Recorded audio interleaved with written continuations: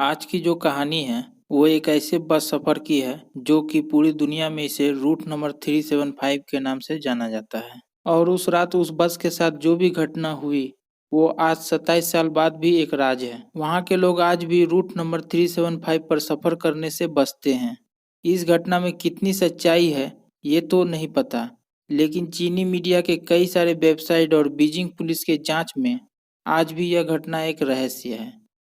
चीन की राजधानी बीजिंग शहर। यह घटना है 14 नवंबर 1995 की रात की। ठंड का मौसम था, सड़कों पे कोहरा छाया हुआ था।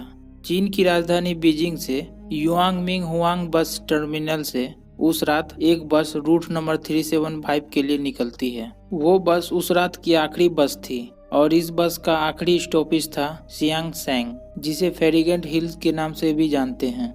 युआंगमिंग हुआंग बस टर्मिनल से फेरीग्रेंट हिल का सफ़र लगभग 16 किलोमीटर का था और इस रूट को रूट नंबर 375 के नाम से भी जाना जाता है।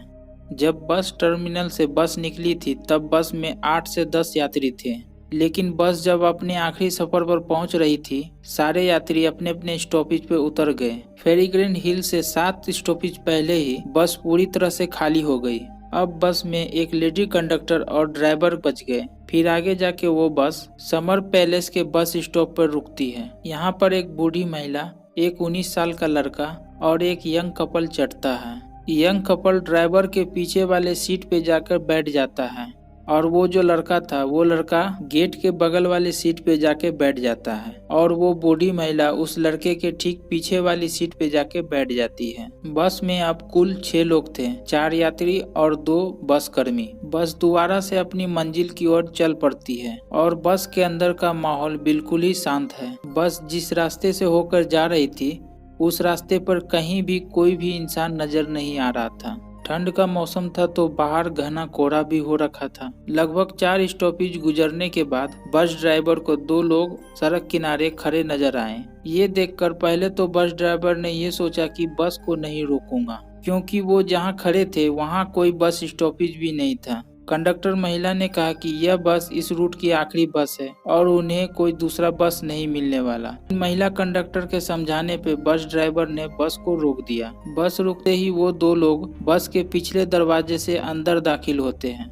जैसे ही वो लोग बस के पिछले दरवाजे से चढ़ते हैं, बस में पहले से बैठे यात्री और बस कर्मी उन लोगों को देखकर सबके होश उड़ जाते हैं। उन सभी लोगों ने देखा कि बस में 2 लोग नहीं बल्कि 3 लोग चढ़े थे। उनमें से 2 व्यक्ति के चेहरे बिल्कुल ही सफेद थे और तीसरे व्यक्ति को उन्होंने अपने कंधे के सहारे देकर खड़ा रखा हुआ था। तीसरे व्यक्ति का सर नीचे की ओर था, बाल बिखरे हुए थे और उनका चेहरा बिल्कुल ही ढका हुआ था। ये तीनों पैसेंजर बस के पिछले सीट पे जाके बैठ गए। तीनों लोग चीन के प्राचीन ट्रेडिशन ड्रेस पहना हुआ था और बस में पहले से सफर कर रहे यात्री उन तीनों लोगों को देखकर हैरान थे। बस में अशांति ना फैले इसके लिए महिला कंडक्टर ने लोगों को समझाया। उसने कहा हो सकता है ये लोग कहीं पर नाटक कंपनी में काम कर रहे हो और देर रात होने की वजह से घर जाने की जल्दी में कपड़ा चेंज करना भूल गए हो। अब बस में कुल 9 लोग सवार थे। बस में पहले से जो बूढ़ी महिला यात्रा कर रही थी वो सफर के दौरान बार बार पीछे की तरफ मुड़ कर देख रहे थे। जब अगला स्टॉपेज आया तो यंग कपल उस स्टॉपेज पर उतर जाते हैं, लेकिन अभी भी वह बूढ़ी महिला बार बार पीछे मुड़कर उन तीनों लोगों को देख रहे थे। बस आगे की ओर बढ़ती है। महिला कंडक्टर बस ड्राइवर के साथ बात करने में व्यस्त हो जाते हैं।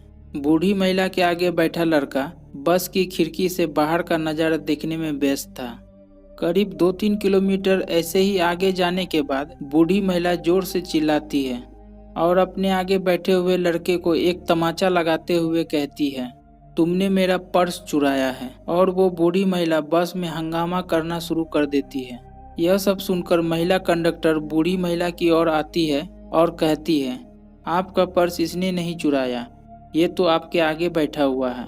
लड़के ने भी यह बात बूढ़ी महिला को समझाने की कोशिश की, मगर बूढ़ी महिला अपनी बातों पे अड़ी हुई थी और लड़के को पुलिस के हवाले करने की बात करने लगी। ड्राइवर और महिला कंडक्टर ने बूढ़ी महिला को बहुत समझाया मगर वो नहीं समझी और ड्राइवर को अगले स्टॉप पे बस रोकने को कहा। बस रुकते ही बूढ़ी महिला ने लड़के को कॉलर पकड़कर घसीटते हुए बस से नीचे उतार लिया बस वापस अपनी मंजिल की ओर निकल गई। लड़के ने बूढ़ी महिला से बोला, मैंने आपका पर्स नहीं चुराया है और आपके गलत इल्जाम की वजह से मेरा यह आखिरी बस भी छूट गई। अब मैं घर कैसे जाऊं और आप मुझे कौन सी पुलिस स्टेशन लेके जा रही हो, क्योंकि आसपास तो कोई पुलिस स्टेशन है ही नहीं। तभी बूढ़ी महिला एक लंबी सांस लेते हुए कहती है, मैंने तुम्हें पुलिस स्टेशन ले जाने के लिए बस से नहीं उतारा है और ना ही तुमने मेरा कोई पर्स चुराया है। यह इल्जाम मैंने तुम्हारी जान बचाने के लिए लगाई थी। ये बात सुनकर लड़का चौंकता है और बोलता है, आपने मेरी जान कैसे बचाई? बूढ़ी महिला कहती है, याद है तुम्हें वो 3 लोग जो बस में आखिरी में चढ़े थे? मैंने पूरी रास्ते उस पर नजर रखी थी। मुझे शुरू से वो लोग अजीब लग रहे थे। यात्रा के दौरान जब मैंने उसकी ओर देखी थी तो उसके कपड़े तेज हवाओं के कारण थोड़ी देर के लिए हवा में उड़े थे। यह देख मैं डर गई क्योंकि उसके पैर ही नहीं थे। मुझे अपनी आंखों पे विश्वास नहीं हुआ। ऐसा लगा जैसे मैंने कोई सपना देखा था। तभी तीसरे व्यक्ति की चेहरे पे नजर गई। यह देखकर मैं समझ गई कि यह लोग कोई इंसान नहीं है। मुझे जितना जल्दी हो सके उस बस से उतरना था और तुम्हारी जान भी बचानी थी। इसलिए मैंने अपना पर्स चोरी होने का झूठा इल्जाम तुम पर लगाया। यह सुनकर जब लड़के ने उससे पूछा कि यह बात आपने ड्राइवर और कंडक्टर को क्यों नहीं बताई, तो बूढ़ी महिला ने कहा, यह बात मैंने कंडक्टर को बताई थी, लेकिन उन्होंने यह बात गंभीरता से नहीं लिया और उन्होंने कहा कि मेरी आंखों का धोखा हुआ होगा।